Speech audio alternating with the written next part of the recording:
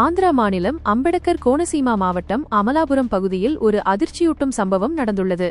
மாரிசெட்டி நாகபூஷணம் என்ற நபரின் வீட்டுக்குள் சுமார் 6 அடி நீளமுள்ள ஒரு நாகப்பாம்பு நுழைந்துள்ளது. அந்த பாம்பு நேராக சென்று வீட்டிலிருந்த கோழி கூண்டிற்குள் புகுந்து உள்ளே இருந்த 4 கோழிகளை கடித்துள்ளது. பின்னர் கோழிகளை முழுமையாக விழுங்கிய பாம்பு நகர முடியாமல் அங்கேயே படுத்திருந்திருக்கிறது. இதை பார்த்ததும் வீட்டிலிருந்தவர் அதிர்ச்சி அடைந்தனர். உடனடியாக பாம்பு பிடி வீரர் கணேஷ் வர்மாவை அழைத்தார். சம்பவ இடத்துக்கு விரைந்த கணேஷ் நீண்ட நேரம் போராடி பாம்பை மீட்டார். பின் பாம்பை பக்கத்தில் வைத்திருந்த டப்பாவில் அடைத்து பாதுகாப்பான இடத்தில் விட்டுவிட்டார். இச்சம்பவம் அந்த பகுதியில் உள்ள மக்களிடையே பெரும் அதிர்ச்சியை ஏற்படுத்தியுள்ளது. தற்போது மழைக்காலம் என்பதால் வீட்டுக்குள் பாம்புகள் புகும் சம்பவங்கள் அதிகரித்துள்ளன.